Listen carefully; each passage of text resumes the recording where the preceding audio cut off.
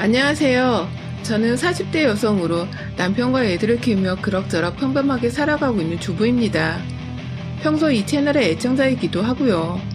제가 시집살이, 고부관계 등이 그닥 좋은 편이 되지 못해서 늘 이 채널을 통해 남들은 어떻게 행동하고 사는지 많이 엿보며 살았었는데, 이번엔 제가 저같이 채널을 시청하고 계실 분들을 위해 제 일화를 들려드리며 조언을 드릴 차례인 것 같네요.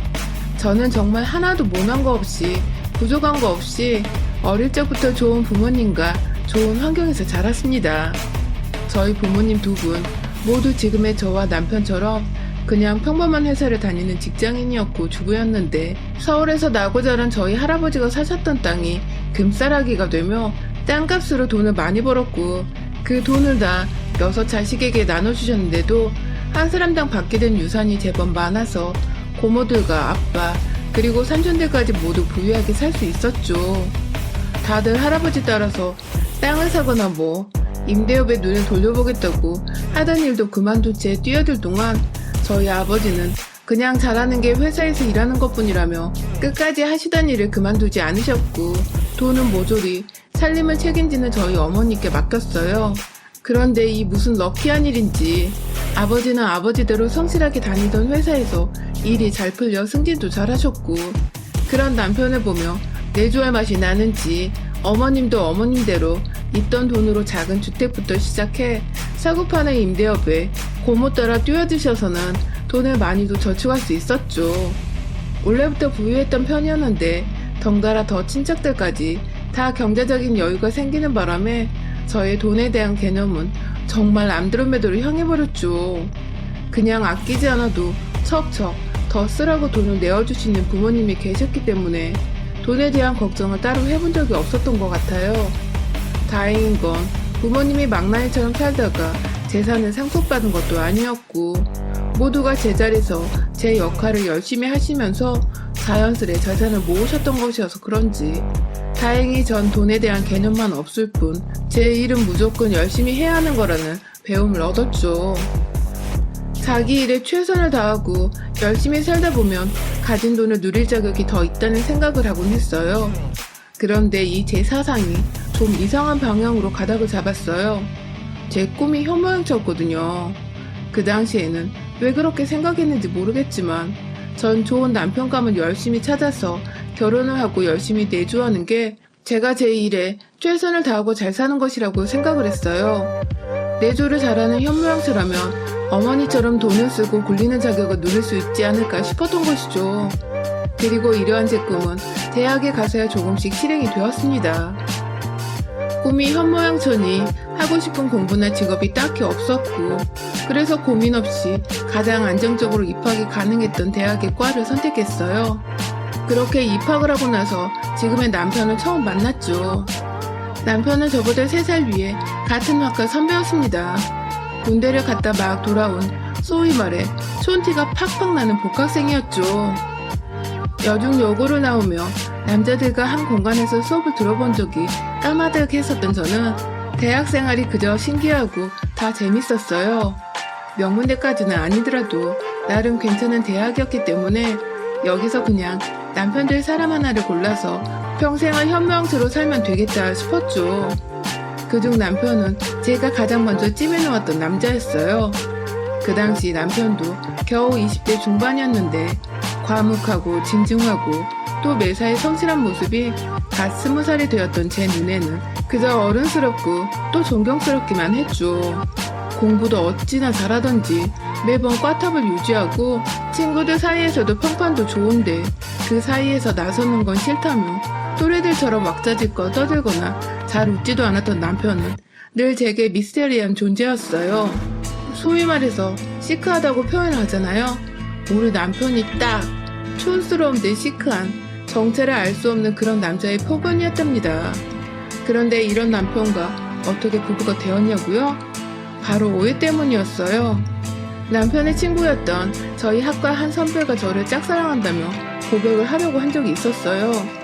혼자 꽃다발의 케이크인지 뭐였는지 지금까지도 알 수 없는 작은 상자 하나를 들고서는 학교에 왔는데 저와 만나기로 한 장소에서 잠깐 그걸 저희 남편한테 맡겼었나 보더라고요. 전 그것도 모른 채 그 장소에 나갔다가 남편이 저한테 고백을 하려고 친구를 통해 절 부른 건가 싶어서 옳다구나 하고 남편에게 사귀겠다고 무턱대고 고백을 먼저 해버렸고요. 지금 생각하면 아주 창피하고 아찔거리고 오글거려 죽겠는데 당시엔 정말 평소에 눈여겨보던 사람이 날 좋아하고 있었구나 하는 생각에 제정신이 아니었답니다.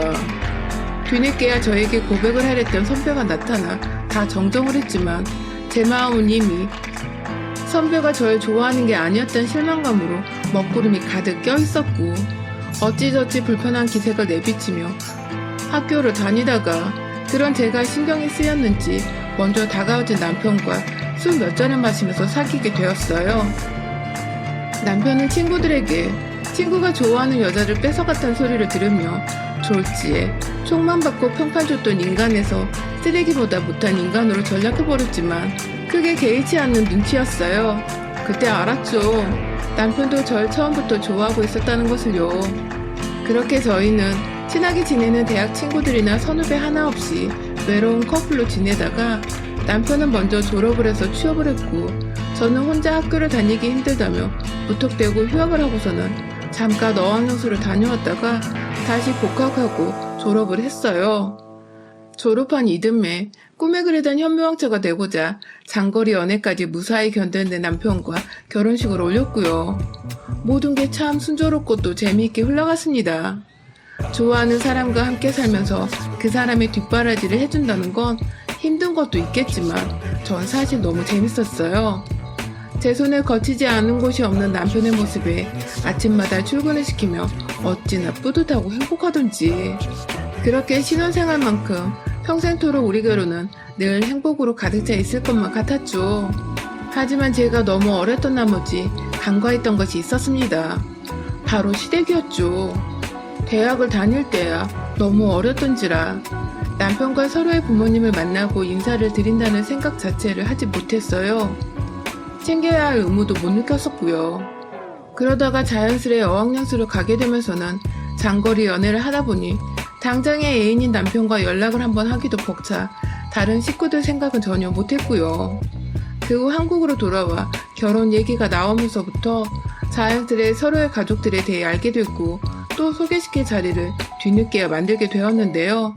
당시 시어머님은 제가 남편과 오랫동안 연애를 해왔는데도 이제야 인사를 하러 왔다며 조금 뼈류통에 계셨답니다.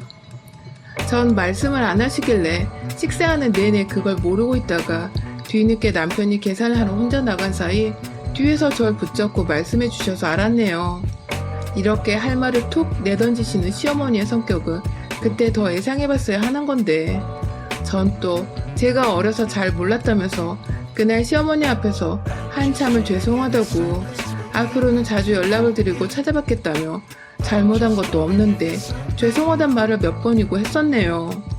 그 후 전 정말로 결혼식을 올리기 직전까지 시어머니께 자주 연락을 드리며 밖에서 밥을 먹던 카페를 가던 자주 만나 뵈었고요. 그런 제 정성에 시어머니도 좀 기분이 좋아지셨는지 남편에게 말을 잘 해주셔서 남편이 오히려 절 더 많이 사랑해주고 고마워해줬죠.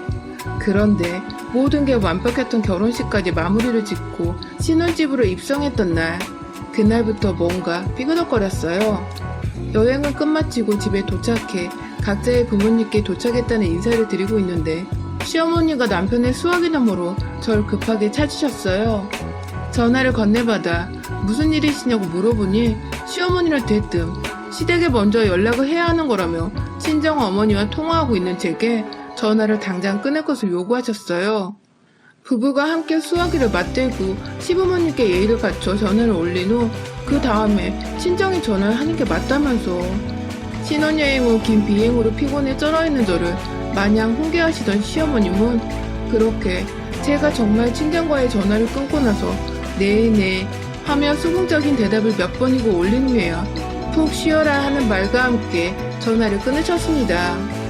이게 무슨 경우인가 싶어서 어이가 없는데 신혼부터 시댁 문제로 남편과 싸우거나 얼굴을 붉히고 싶지 않아서 겨우 참아냈네요. 그 후 시어머니와 잦은 왕래가 있었던 것도 아니었지만 친정처럼 시댁도 서울에 있었기 때문에 절 불러내면 만나야 하는 일이 많았어요. 소위 며느리들이 모두 힘들어하는 김장 담글 때 불러내시는 건 기본이었고요. 동네 아주머니들과 주민센터에 가서 노래 교육을 받으시다가도 픽업을 하며 차 있는 저를 불러내기도 하셨어요.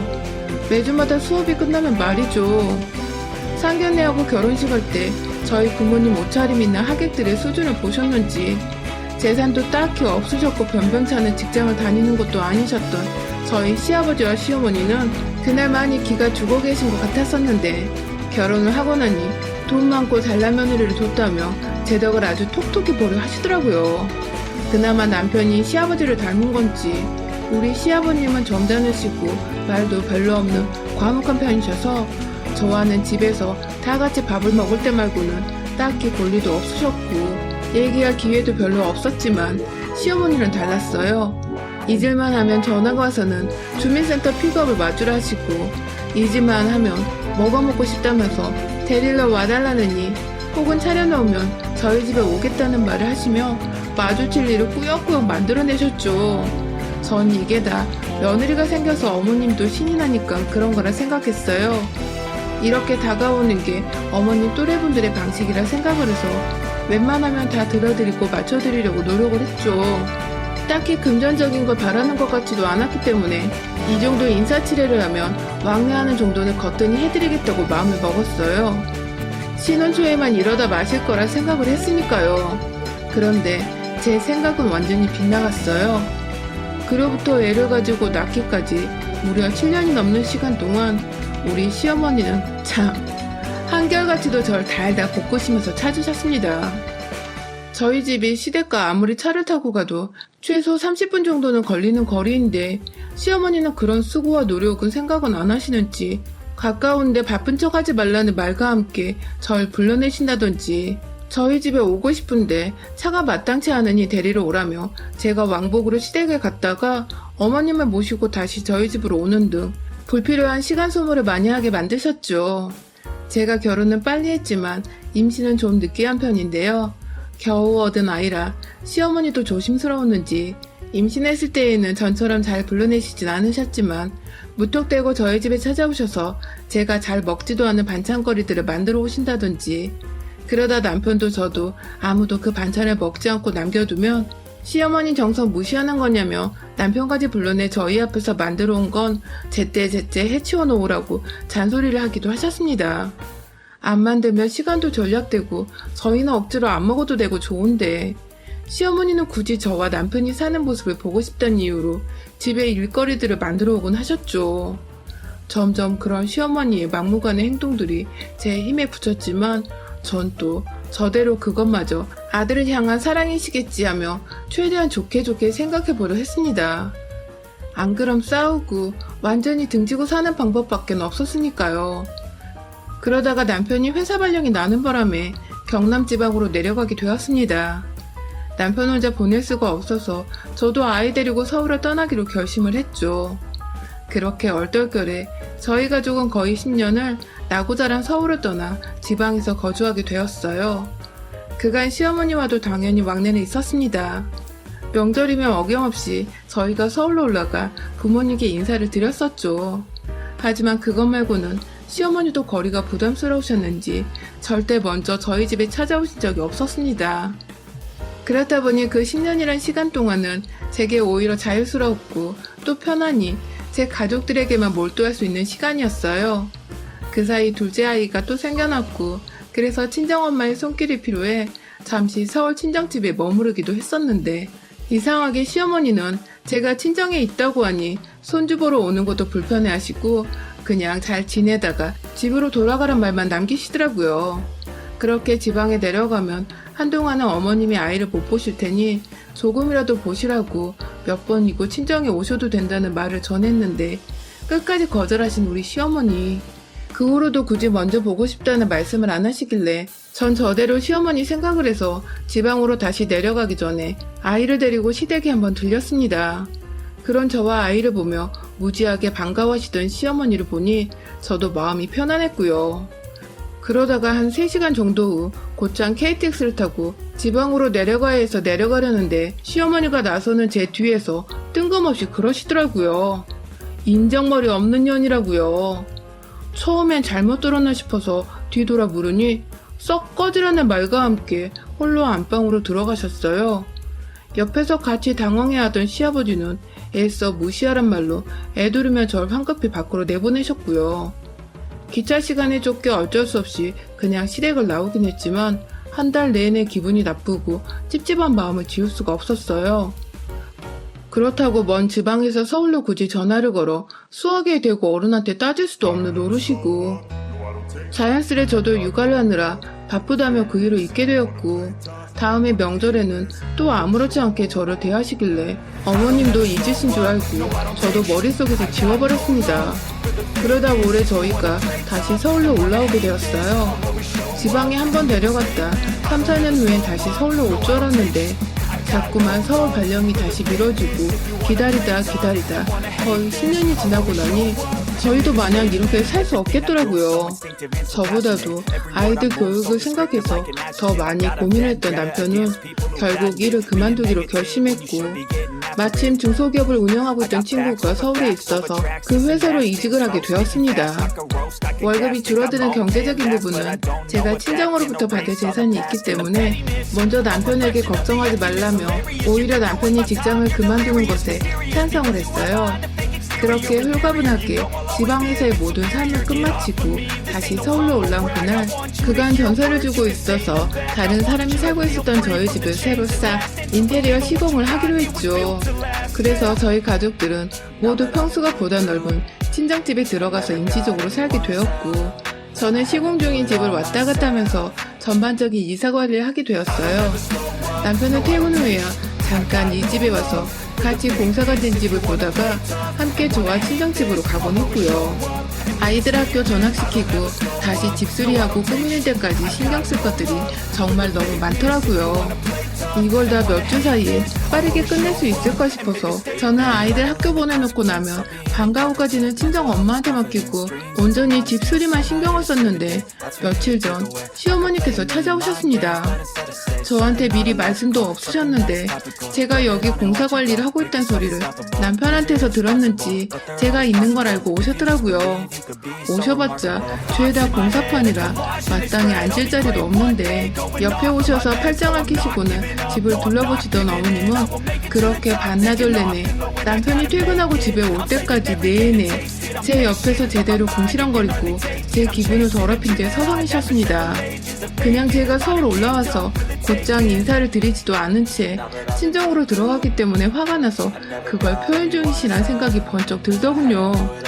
우리 시어머님은 그러고도 남는 분이시니까요. 저도 저 나름대로 바쁘다고 못 찾아뵌 건 잘못이었으니 눈치가 보였습니다. 제 딴에는 남편이 친정에서 눈치 보면 살지 않을까 싶어 하루라도 빨리 이 집으로 들어오고자 공사에만 집중을 했던 것인데, 시어머니 입장에서는 섭섭하실 수 있었으니까요. 막 억지로 구석에 자리를 만들어 시어머니를 앉히고 중간중간 음료수도 사다 드리고 점심도 챙겨드렸습니다. 하지만 시어머니는 처음에 가만히 계시더니 점점 제가 잘해드리고 비율을 맞춰드리려 하자 그게 또 익숙해진 건지 말이 많아지셨어요. 제가 살 집에 제가 선택한 인테리어 벽지를 보고 색이 고닥다리라며 궁시렁거리질 않나. 부엌에 저장 공간이 부족한 것 같아 선반 하나를 싱크대 위에 새로 달았는데 누가 거추장스럽게 부엌에 이런 걸 붙여놓느냐며 넌 애가 참 보이는 것처럼 센스도 없고 멋도 없다며 급기야 제 성격을 비하하기 시작하셨죠. 뒤에 인부들도 계시고 듣는 사람이 있는데도 무턱대고 절 흉보시는 시어머니 때문에 얼굴이 몇 번 빨개지기까지 했어요. 일부러 안 들으려고 멀찌감치 떨어져 인부들과 얘기를 나누고 있으면 꼭 옆에 찾아와서는 인부들을 향해 얘 얘기 듣지 말고 알아서들 시공을 하라고, 얘가 지금 집을 다 망쳐놓고 있는데 얘기를 나눌 게 뭐가 있냐며 급기야 그 사람들에게 제 흉을 받죠.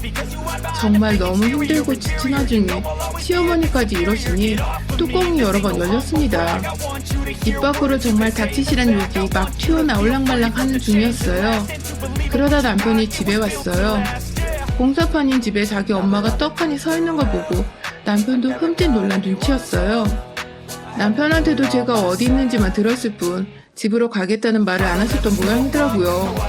일단 남편도 왔으니 시어머니만 그냥 보낼 수는 없고 그렇다고 나가서 저녁을 사드리자니 시간도 늦었는데 집에서 마무리해야 할 것이 있어 빠듯하고 결국 집에서 함께 배달 음식을 시켜 먹기로 했습니다.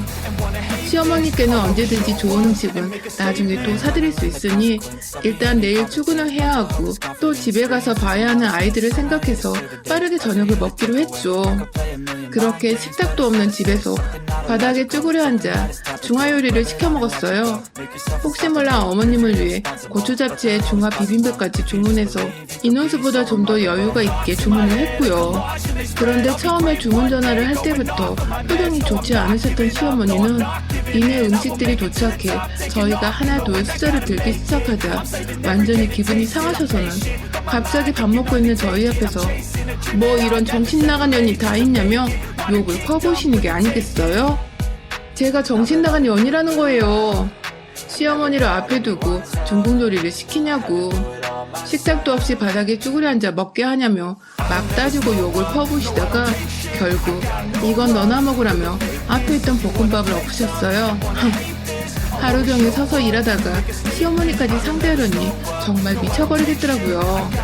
누가 오라고 한 것도 아니고 이렇게 힘들고 휴식을 취할 것도 제대로 없는 거라니까 안 불렸던 건데 제 멋대로 와서는 하다 그냥 보내드리기 죄송해 저녁을 사드리니 음식 투정까지 하고 앉아있는 우리 시어머니.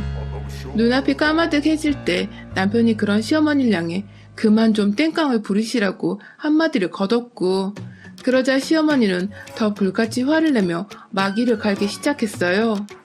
며느리 하나 때문에 아들놈도 이렇게 변한 것 같다며 태생이 말수가 없고 진중한 사람이었는데 갑자기 그걸 며느리 탓을 하는 시어머니.